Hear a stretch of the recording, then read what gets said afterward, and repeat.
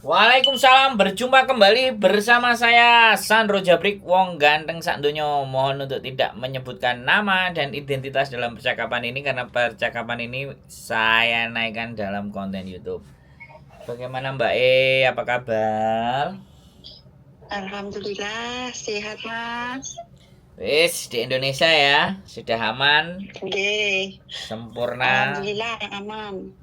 nggak ada masalah ya. Gak ada. Semua baik-baik saja. Oke, Ya kita alhamdulillah. kita mau ceritakan ya. Ini kisah nyata ya, pengalaman sampean ya. Iya ya. Jadi boleh boleh diceritakan awal kita bertemu terus sampai akhirnya hari ini sampean pulang ke Indonesia, boleh kan? Untuk pengalaman buat Boleh teman-teman. boleh. Jadi wes sampean sendiri aja yang cerita, monggo.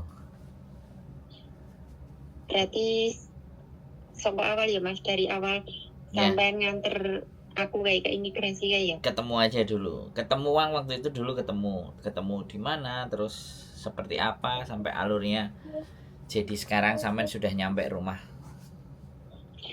Oh, awalnya saya lihat di Facebook dan YouTube, terus saya cari ke rumahnya Mbak siapa itu Yuni, Ya, kemudian Miss Yuni. Mbak Yuninya, Miss Yuni, kemudian ketemu juga sama Mas Sandro, terus saya ke sana minta tolong, mau pulang, minta bantuan diarahkan. Nah, ternyata sampai di sana kan Mas Sandro sanggup nganterin saya ke imigrasi Kowloon B. Siap.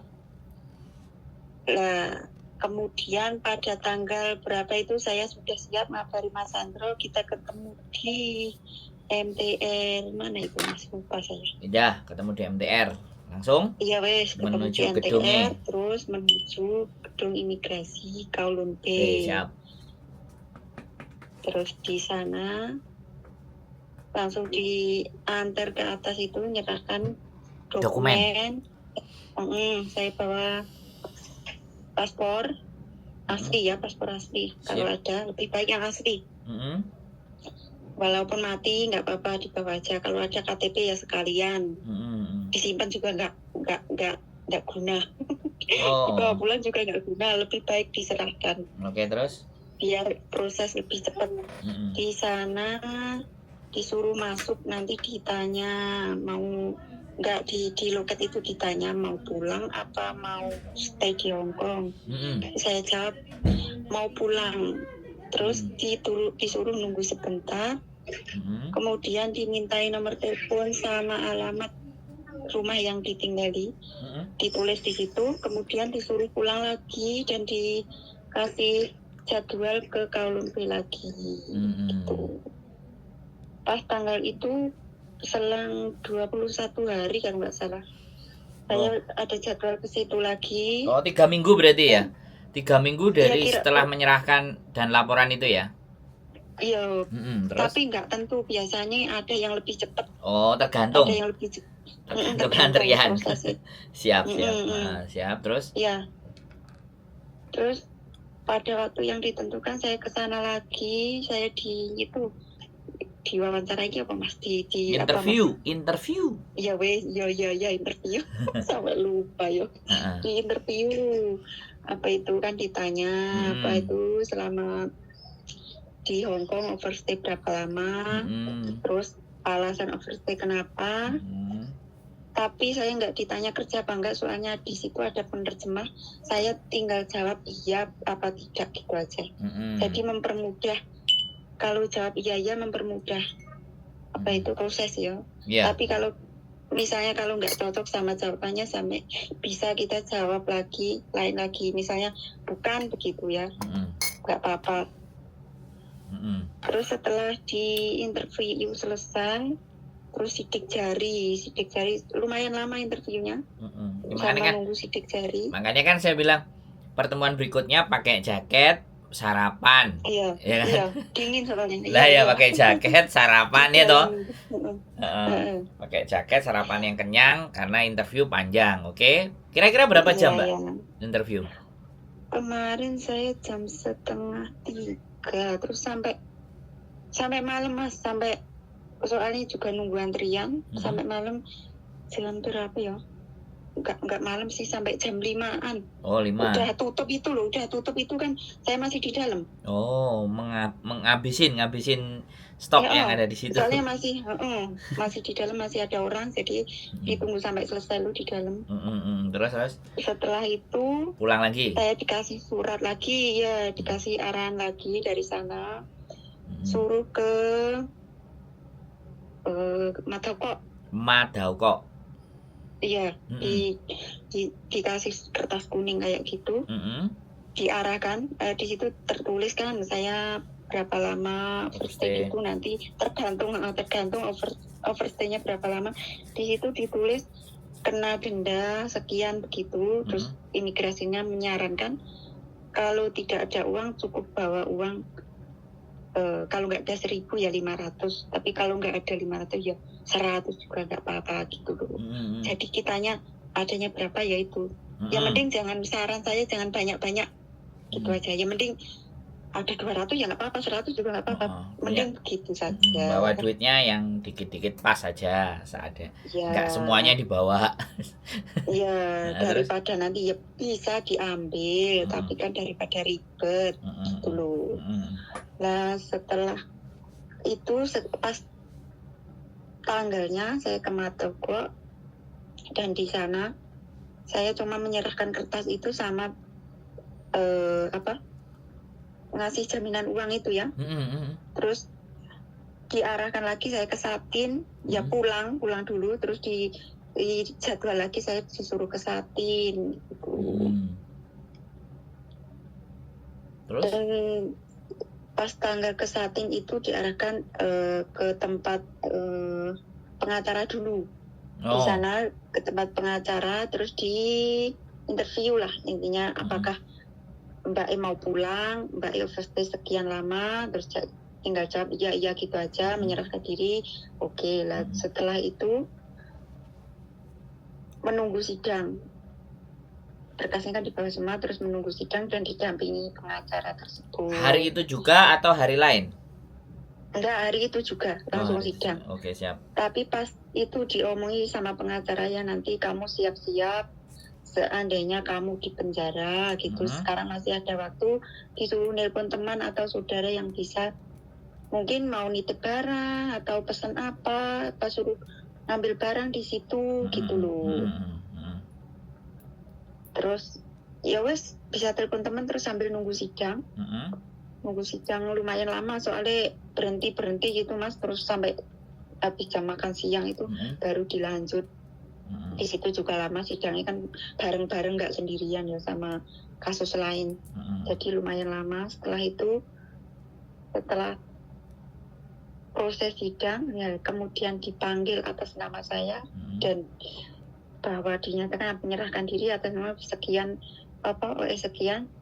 Ya gitu, jawabnya cuma iya gitu. Dan di situ dapat keringanan, kan menyerahkan diri juga dapat keringanan. Terus maksudnya nggak ketangkap waktu kerja ya, di situ juga dapat keringanan juga. Tapi sidang itu terus kalau masuk ya, kalau nggak masuk ya disuruh pulang, tapi kalau masuknya overstay-nya melebihi batas ya langsung dibawa sama polisinya gitu. Batasnya ini berapa lama Mbak? Karena kan ini yang jadi simpang siur buat anak-anak. Iya, kan, batasnya berapa lama? Iya, saya kan overstay-nya kan 6 tahun. Jadi saya kena 23 minggu itu saya dipotong 1 minggu. 22 minggu jadinya kan. Di situ saya dapat keputusan 22 minggu.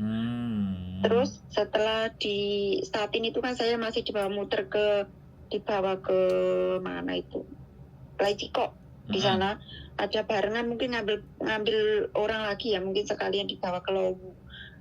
Dan setelah dari Laiciko saya langsung dibawa ke Lowu itu, di sana ya di interview lagi. Dan ditanya, kamu bener overstay sekian dan kamu dijatuhkan hukuman selama 22 minggu. Iya. Dan di situ dipotong lagi, akhirnya jadi 3 bulan gitu. Nah terus setelah kan sudah interview semuanya, ganti baju, dicat semua. Barang yang kita bawa disimpan di apa itu namanya? Loker. Enggak, ya Di ada lokernya tempat tinggal penjara. sendiri mereka. Ya Lokernya di situ. penjara. Aman, tenang, aman, nggak hilang, satu pun nggak hilang. Di situ semuanya pokoknya disimpan lah, nanti kalau kita keluar baru dikasih. Setelah itu ganti baju semua terus masuk. Saya waktu itu malam Mas, pas sekitar jam 7 lah. Baru masuk ke sana. Lah setelah interview kan sampai malam, jadi langsung dibawa ke kamar kayak apa itu? Bukan yang apa itu namanya Mas? Yang di 2 hari dulu itu karantina ya karantina. Di situ di karantina kamarnya sendiri-sendiri ya 2 hari. Itu langsung dikasih makanan, mandi dulu baru dikasih makan, ada ganti baju semuanya, ada dikasih bukan kasur tapi kayak selimut yang tebal itu buat alas tidur. Itu dikasih ada tempatnya, itu ada tempat ranjangnya buat sendiri, itu ada ranjangnya itu sendiri gitu ya, dikasih selimutnya apa itu bukan kayak selimut ya, apa itu kayak karpet itu tapi tebal buat alas. Tatami alas tidur tapi agak tebal, ya, spon tipis. Tapi bukan spon loh Mas. Buat itu selimut bisa kan? Bisa. Nah, cover bed itu ada sendiri. Cover bed ada sendiri. Selimutnya itu ada sendiri Mas. Yang 2 itu khusus buat alas. Siap. Selimutnya ada sendiri. Terus selimutnya itu ada 2 yang pokoknya ya lebar apa? Pokoknya gede lah, lebar lah apa? Enggak terlalu kecil lah gitu. Terus bantalnya juga ada. Pokoknya kalau menurut saya terjamin lah, pokoknya nggak usah takut. Karena menyerah, sampean kan posisinya menyerahkan diri, bukan ketangkap. Nah, oke. Terus lanjut. Terus di situ 2 hari kan dicek semua masalah kesehatan, kalau nggak ada apa-apa, akhirnya ke dokter ya, cek air kencing lah, semuanya di ronsen lah. Kan nggak ada penyakit, terus langsung dipindah lagi ke kamar tahanan. Yang ke kamar tahanan itu masuknya campur banyak orang, yang satu kamar itu luas, ada sekitar 14 orang sampai 16 orang. Tapi di situ tidurnya sendiri dia peranjang. Bukan atas bawah loh, tapi peranjangnya satu-satu itu jejer gitu. Campur. Di situ ada Thailand lah, Vietnam lah, semua orang ada di situ. Yang masuk itu kan, yang misalnya kan dibagi sebelum masuk situ, dikasih kerjaan lah di situ. Kerjaan itu maksudnya yang satu kerjaan itu satu kamar gitu loh. Jadi kerjaan sama satu kamar, kerjaan sama satu kamar, beda gitu kan? Iya, di situ kan ada di laut itu kan ada kerjaannya apa ya Mas? Apa? Pabrik lah intinya ya Mas, kasaran begitu ya, pabrik gitulah. Ada yang pabrik sepatu, masker, terus baju. Di situ kan ada jahit juga, bikin sandal. Pokoknya ada lah semua di situ. Dan nanti di situ satu kamar itu kan beda-beda kerjaannya. Kayak laundry gitu, laundry itu kan membutuhkan banyak orang, berapa ratus orang itu, jadi ada beberapa kamar. Gitu loh. Terus nanti ya kegiatannya setiap pagi itu jam 6 bangun ya. Di situ kamarnya kan luas, terus kamar mandinya ada 2, toiletnya ada 2, yang satu kamar itu. Pagi ya gantian apalah, cuci muka lah seperti biasa. Terus di kamar itu kita digilir, nyapu, ngepel kayak gitu. Terus seminggu sekali kita nyuci lantai ya kamar itu, nyuci kipas lah apa itu, pokoknya tempatnya menurut saya bersih banget. Soalnya tiap hari dibersihkan. Ada setelah piketnya. Itu kan setelah piket kan istirahat sebentar, terus jam 8:30 kita itu turun itu sarapan ya, ke dapur. Nanti itu sampai di bawah itu ya dihitung apa itu jejer gitu loh kan. Sama yang kamar lain. Penjara makan antri jejer-jejer. Terus iya, absen terus keluar dari kamar itu kan, Mm-mm. terus kita menuju dapur ya dikawal sama apanya itu petugasnya di situ. Mm. Mereka ya biasa kalau bentak ya bentak, tapi nggak pernah intinya molo kayak itu enggak, cuman ya mentak biasa ya, biasalah di situ ada orang yang galak, ada yang Iya, baik ya. ya baik banget, ngajak ngobrol, ngajak bercanda kayak gitu. Terus Nah, diirim ke sana makan. sarapan kurang lebih setengah jam itu jam 9 itu waktunya kerja kan ada losai, ada mereka dibagi-bagi ya Mas losainya. Ada mandore. Misalnya laundry, ada bosnya sendiri-sendiri ya. Nanti dipanggil yang bagian laundry gitu. Kumpul, bosnya sudah datang, terus berangkat loh. Nunggu di bawah sama bosnya masing-masing. Terus masuklah ke tempat kerjaannya masing-masing gitu. Jam 9 itu nanti sampai jam 12. Nggak tentu, kadang setengah 12 juga sudah istirahat. Terus makan siang. nanti jam setengah 12 itu belum, maksudnya makan siangnya jam 1, tapi duduk di ruang makan itu loh, ngumpul di sana sampai jam 2 itu kan waktu istirahat. Kita semua di sana pakai seragam ya, kayak seragam buat kerja itu loh. Semuanya sama seragamnya. Kayak gitu. Kalau nanti jam 1 gitu makan siangnya di sana dikasih bubur sama roti.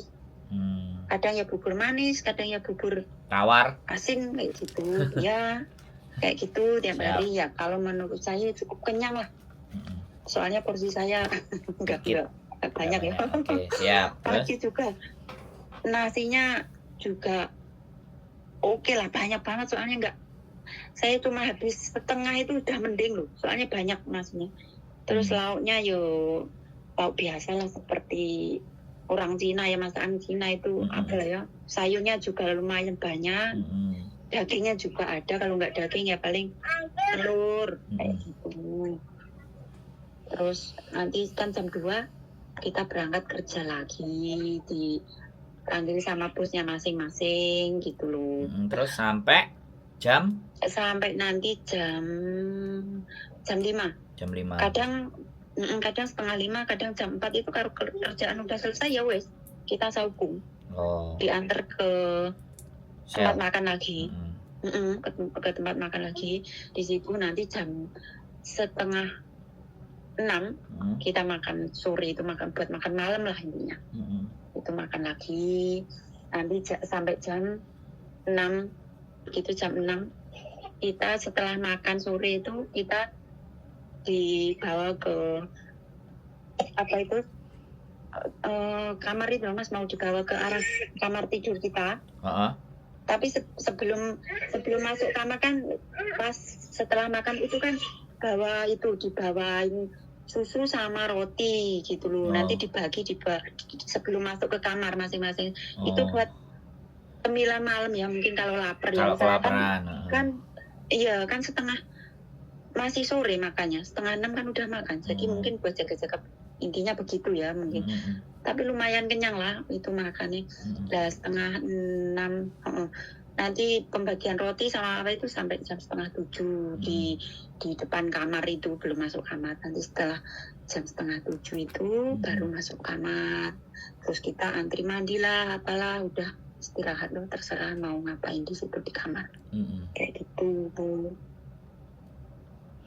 Setiap hari seperti itu ya, sehari-hari seperti itu sampai 3 bulan. Iya, sampai 3 bulan. Sampai habis masa tahanan, masa hukumannya. Iya.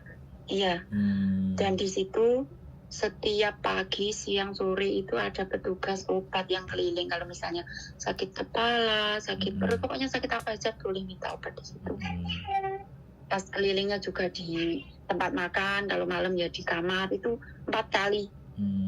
Yang sore itu pas makan juga ada, malam juga ada. Waktu kita tidur itu kan ditanyain lagi, ada yang butuh obat nggak gitu. Terus ya kalau ada ya kan lewat situ nanti dikasih, minta obat apa gitu. Dan kita tidurnya lampu mati itu jam 10. Hidup Jam teratur 10 ya. saya matikan lampu. Hidup Iya teratur. teratur, sangat-sangat teratur dan sehat, nggak ada gorengan, nggak ada apa. Pokoknya alhamdulillah saya punya asam lambung ya Mas. Alhamdulillah saya malah sembuh. Malah nggak kambuh ya, karena Iya, makanannya tertata.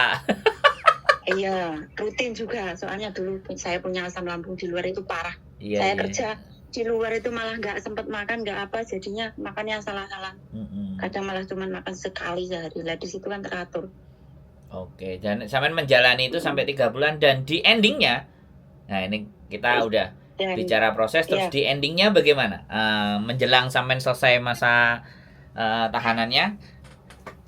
Ya setelah itu kan 3 bulan kemudian kan waktu mau keluar kan dia dipanggil dipanggil ke depan itu, terus semuanya barang-barang yang ini punyamu bukan, ini punya diinterview lagi, dicek barang-barangnya, kalau udah iya lengkap ya wes, kayak gitu. Sebelum pergi juga dikasih sarapan, dicek lagi kesehatannya, kayak gitu. Kalau udah oke semua ya dikasih semua, terus dibawa ke imigrasi. Mana itu Mas, lupa saya. Imigrasi itu buat menunggu itu Mas. Imigrasi Yang buat tak nunggu. kasih sanksi. Yang tak kasih sana. Tunmun ya Allah lupa. Tunmun. Ya. Mm-mm. Dari Sungsoy ya. Lowu ya. Lowu gitu ya, Lowu. Lowu terus geser ke Dunmun ya. Ya, ke Tunmun. Di situ kan tinggal nunggu proses itu apa. Kalau misalnya paspornya masih hidup, kita tinggal nunggu tiket. Lah kebetulan kan paspor saya mati, jadi ya lumayan lama karena menunggu apa itu paspor juga. SPLP. Surat perjalanan. Iya itu. Jalan. Terus? Terus tapi saya kemarin berapa itu ya? 19 hari saya.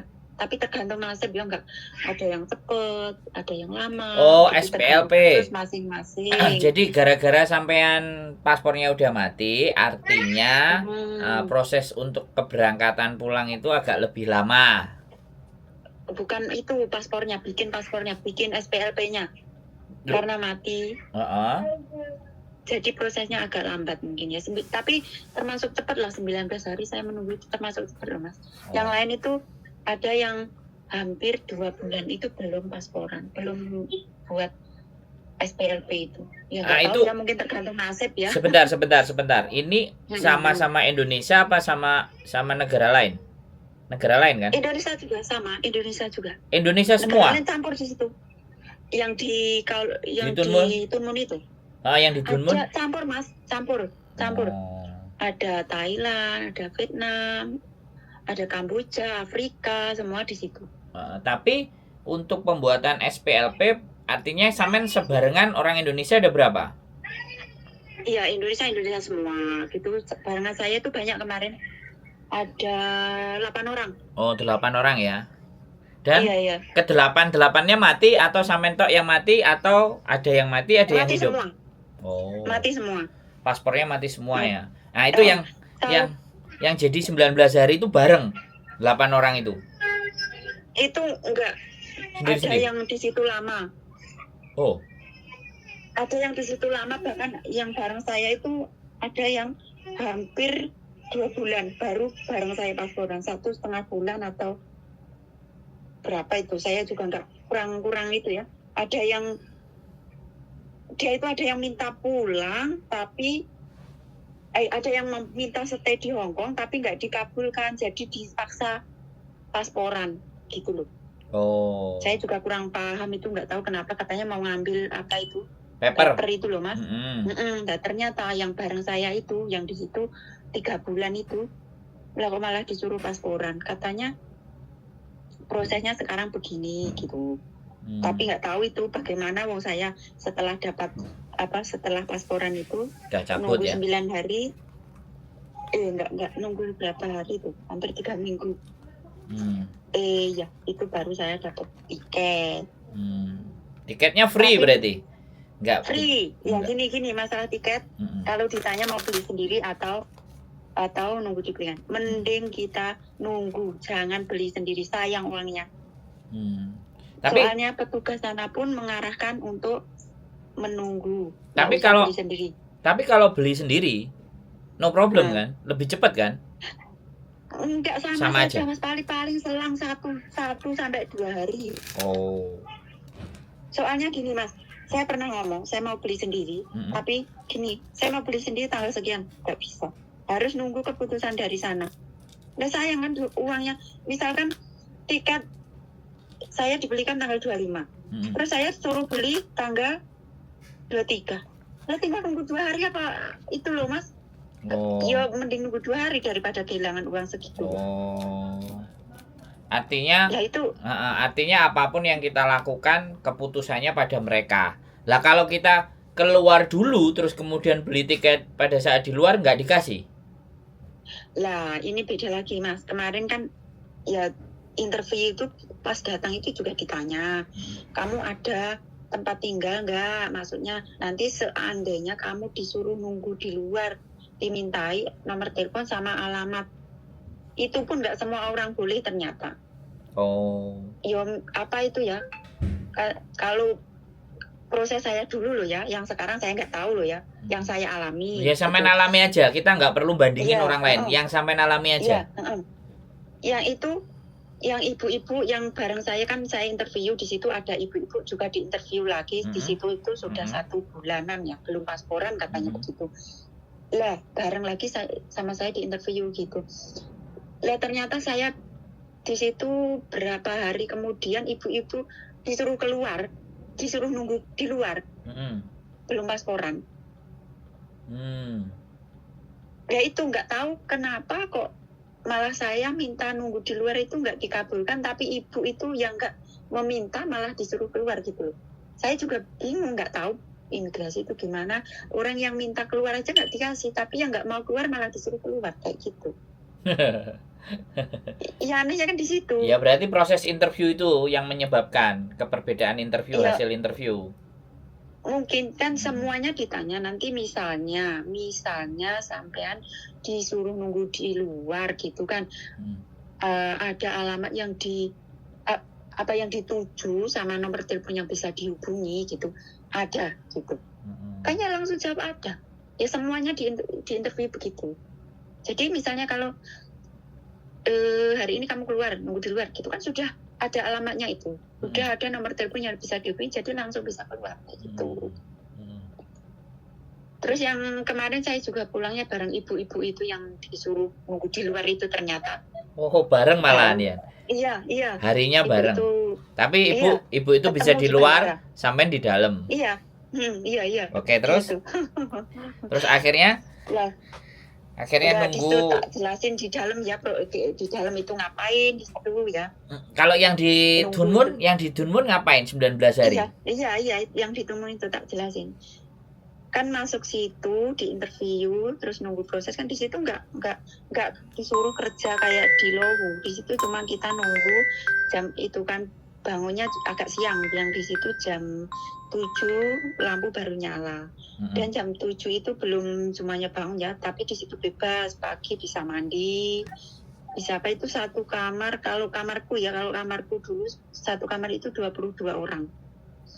Di situ jam 7 bangun, terus mandi, nanti sama 8:30 kita keluar ke ruang tempat makan itu. Di situ sampai nanti sore itu baru pulang lagi ke tempat tidur. Nongkrong aja berarti di situ. Iya nih, lihat TV, nongkrong lihat TV, kita main di situ lah, main apa yang ada permainan di situ loh Mas. Oh pokoknya yang ada di situ apa aja silahkan ya di situ. Nggak ada bawa HP ya? Nggak boleh, tapi kalau di situ boleh telepon. Yang sama juga di Lowu juga boleh telepon, yang tadi tak tambahin lagi ya. Di Lowu kan kita kan kerja itu kan digaji. Lah per bulan itu kan kita nggak terima uangnya, tapi kita terima slip kayak kertas itu loh. Berapa? Resitnya kita terima. Sampai berapa? Itu kalau dulu saya kan baru masuk itu digaji selama berapa hari, itu 12 hari saya dapat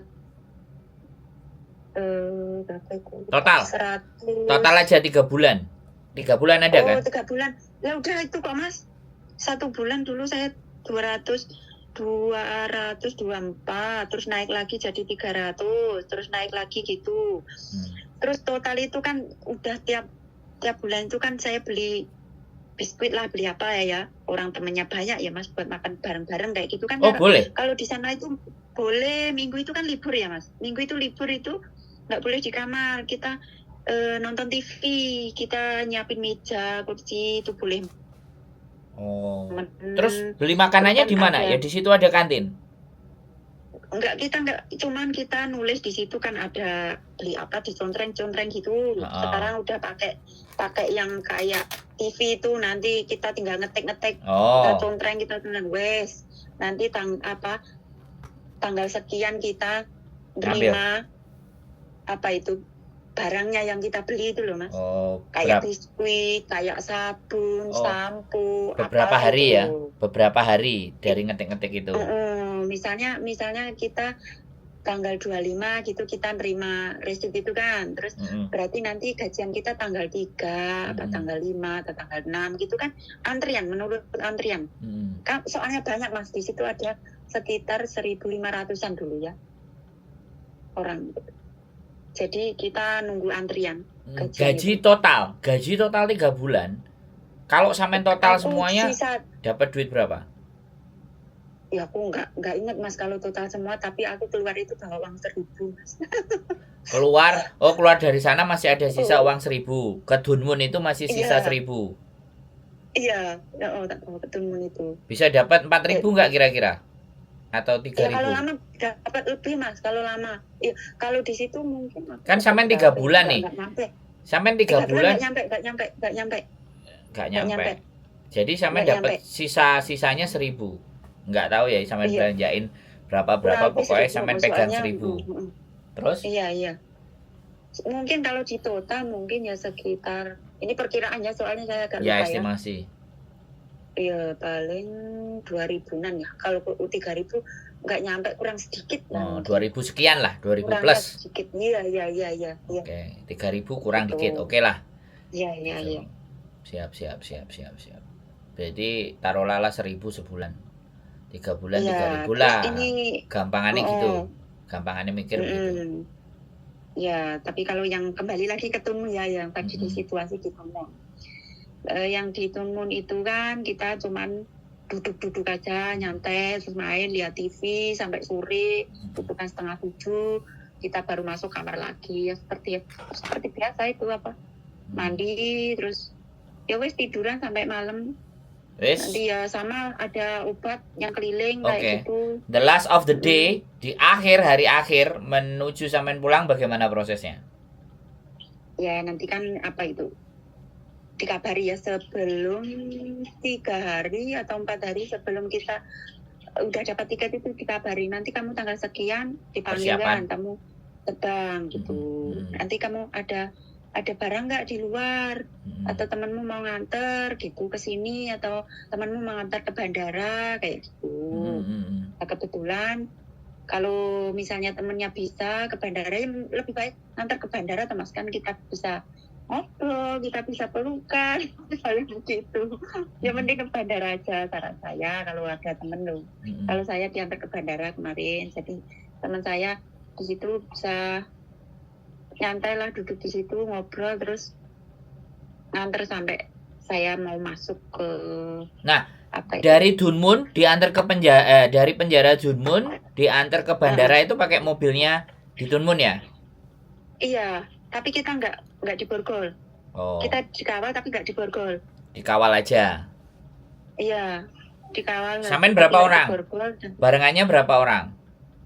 Saya cuma 2 orang sama ibu yang saya ceritakan tadi. Sama-sama dari Indonesia. Iya. Yang dari luar nggak ada? Nggak ada.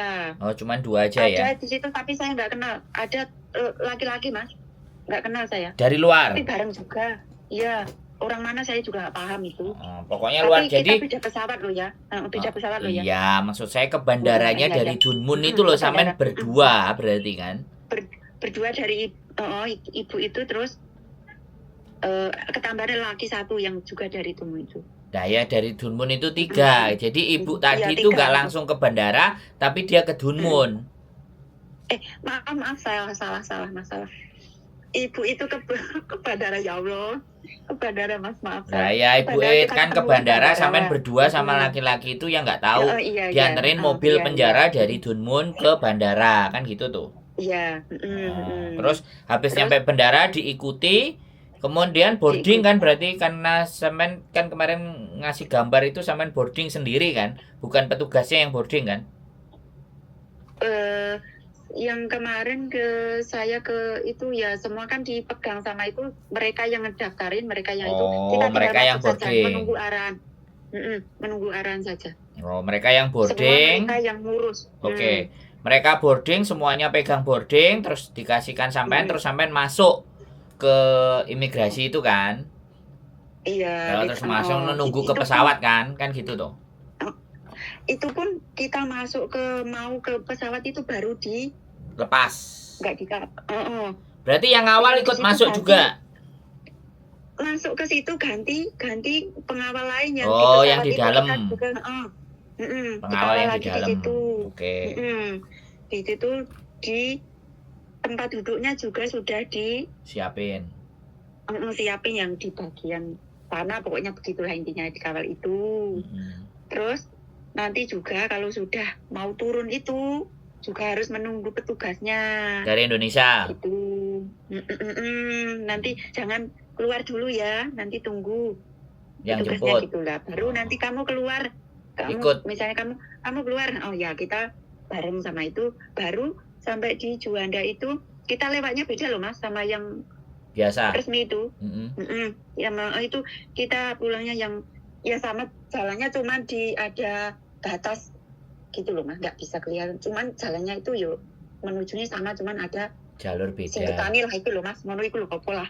Iya, petugas imigrasi yang jemput sampean di bawahnya pesawat atau di sampingnya pas pintu keluar itu. Terus nanti paspor baru dikasih kayak gitu. Ya, paspornya kan SPLP toh Mbak.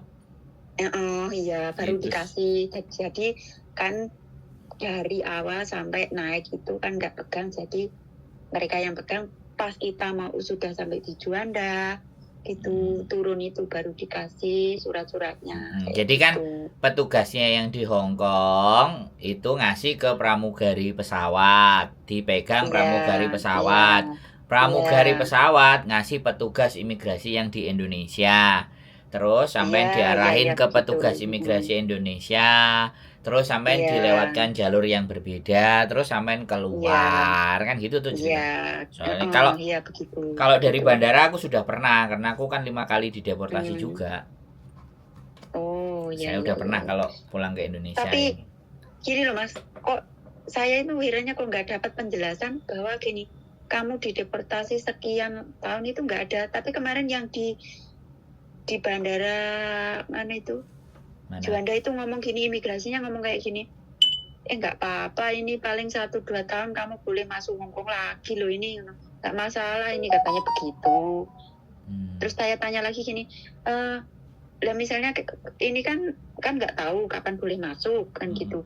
Nah misalnya saya mau masuk ke Hongkong, apa ada pemberitahuan ini tahun ini saya boleh masuknya? Masuk enggaknya boleh enggak tahun ini gitu. Nanti ada pemberitahuan katanya gitu. Pemberitahuan dari mana? Cuma jawab begitu. Dari imigrasi situ. Situ mana? Kamu ini imigrasi mana? Imigrasi itu. Imigrasi Juanda itu katanya begitu. Kalau saya mau ya katanya petugasnya kayak gitu, yang kemarin cewek itu ngomong kayak gitu. Berarti nanti kalau saya mau masuk lagi boleh nggak katanya begitu. Nanti kalau kamu boleh masuk itu, kalau kamu mau masuk terus di situ masih belum boleh ya nanti kamu dikasih tahu nggak boleh kayak gitu ya. Tapi ya kalau menurut saya nggak pengen lagi ke situ ya, nggak tahu lah Mas. Oke, jadi clear ya proses pemulangan sampean, semuanya dikawal, tidak diborgol. Karena gini loh, soalnya prosesnya sampean itu kan menyerahkan diri. Nah ini bedanya. Menyerahkan diri sama ketangkep itu lain. Kalau ibu itu menyerahkan diri apa ketangkep? Sampean tanya nggak? Itu juga menyerahkan diri, dia malah lebih lama dari saya. Dia itu sekitar 7 tahunan. Tapi nggak ada rekod, nggak ada rekod apa-apa. Nggak ada. nggak ada. Nggak ada ya. Baik-baik semuanya berarti. Mantap lah, berarti semua proses dilalui ya. Hampir dihitung berapa bulan dari sampean ketemu sama saya sampai sampean keluar. Sampai akhirnya naik pesawat. Enggak, kalau terhitung dari menyerahkan diri maksudnya sampai yang dari saya lapor itu. Yang sampean saya lapor dengan saya itu kan sampean lose kan? Sudah hilang. Oh, itu. Tahu-tahu berapa bulan temennya sampean WA saya. Itu saya posisi di Indonesia. Terus akhirnya kan Mas orangnya sudah berangkat terus difoto teman sampean yang ngirim ke saya. Itu berapa lama total? Iya sih, tak jelasin. Itu saya akan menyerahkan diri kemarin bulan 5. Bulan 4 atau bulan 5 ya. Itu bulan apa ingat ya, bulan 4 atau bulan 5. Bulan 4 terus saya masuk. Oh iya, bulan 5 menyerahkan diri. Terus bulan terbang 6 akhir itu terbang pulang. Masuk. Oh, terbang pulang. Terbang pulang aja langsung. Sampai bulan 10. Oh, berarti pokoknya semua total aku 4 bulan setengah, Mas. 4 bulan setengah ya. Selesai ya total. 4 bulan setengah bawa duit 1.000 ya. Iya. Lah kan yang sebulan setengah saya menunggu itu kan enggak kerja, Mas. Tapi duitnya habis apa? Oh, duitnya habis apa sampean bawa, Mas Yan? Ya tak bawa tuh, Mas, pulang. Tak tukerin pas temanku, tak titipin sama temanku yang ngantar aku ke bandara atau Mas, aku minta rupiah terus itu tak kasih ke dia toh. Oh lah iya sampean bawa 1,9 lah, 1,7 kalau kursnya 2.000 ya 2 juta lah kan gitu tuh. Iya, Oke. Jadi 4 bulan setengah ya, itu pun ada pemotongan ya, pemangkasan hukuman. Iya. Oh, pemangkasan hukuman karena sampean menyerahkan diri ya kan? Iya. Oke, tidak ada kekerasan secara fisik, makan enak, semuanya baik-baik saja, badan sehat, nggak ada asam lambung.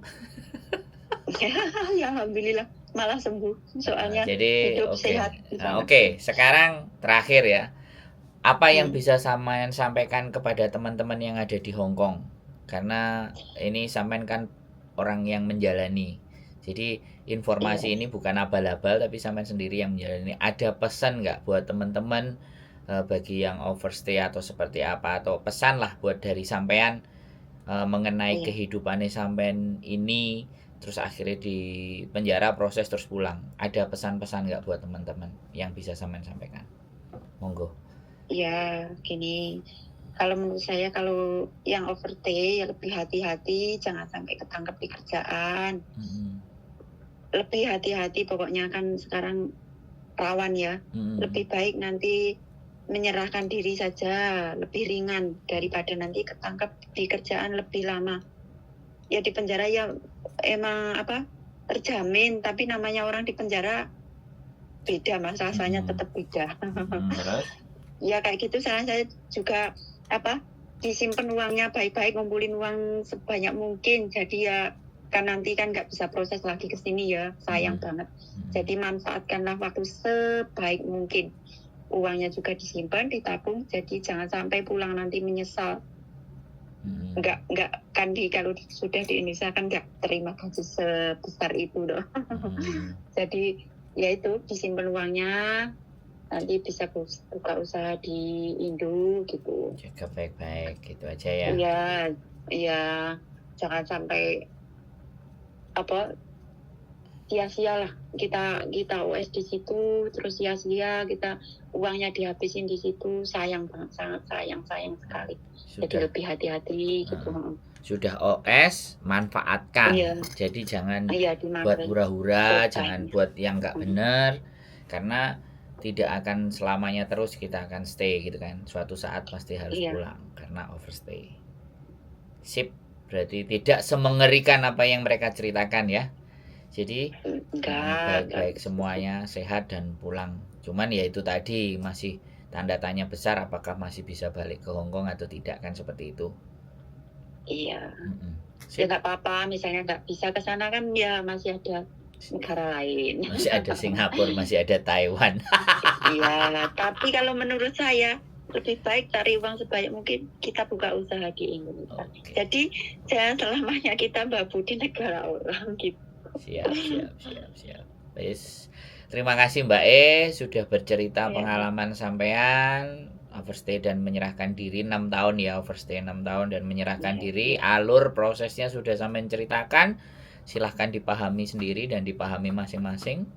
Mudah-mudahan ini menjadi lahan pahala buat sampean membagikan informasi yang bermanfaat dan informasinya jelas karena pelaku bukan hanya teori.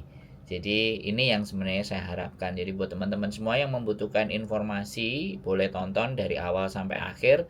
Silahkan kalian bayangkan sendiri seperti apa karena kita memang tidak bisa memvideokannya. Namanya juga di penjara tapi kita bercerita pengalaman mbaknya yang sudah menyerahkan diri dan hari ini sudah sampai di Indonesia berapa bulan Mbak? Dari bulan 10 sekarang udah bulan 1, 3 bulan ya? Iya. Sudah kurang lebih 3 bulan. Kurang lebih 3 bulan di Indonesia. Ternyata sampean tetap memenuhi janji sampean kepada saya mau bercerita. Karena dari awal kan saya Mbak boleh tak anterin tapi aku minta ceritanya ya. Akhirnya penantian saya dari bulan 5 sampai bulan sebenarnya sudah beberapa minggu kemarin bulan 1 kan tapi sebenarnya kan sampean udah ngabari Mas aku sudah oke, sudah baik-baik, sudah siap bercerita, cuman karena sayanya sibuk dan baru hari ini. Sekali lagi saya berterima kasih Mbak E, mudah-mudahan kehidupan sampean di Indonesia jauh lebih baik, jauh lebih berkumpul dengan keluarga, semuanya oke-oke saja dan tetap semangat dan sekali lagi terima kasih mau berbagi. Itu aja Mbak E ya. Amin. Salam buat keluarga, sehat selalu buat sampean. Iya. Matur sembah nuwun. Sehat selalu. Assalamualaikum warahmatullahi wabarakatuh. Waalaikumsalam warahmatullahi. Oke teman-teman, itulah cerita dari orang yang menyerahkan diri overstay 6 tahun. Mudah-mudahan cerita ini akan menjadi gambaran buat teman-teman yang ingin menyerahkan diri. Segera menyerahkan diri juga boleh. Kalau masih nunggu nanti duitnya belum cukup ya monggo. Karena sekali lagi hidup adalah pilihan. Saya tidak bisa membatasi, menyuruh, apalagi memaksa bahwa kehidupan kalian yang memilih, resiko kalian yang menerima.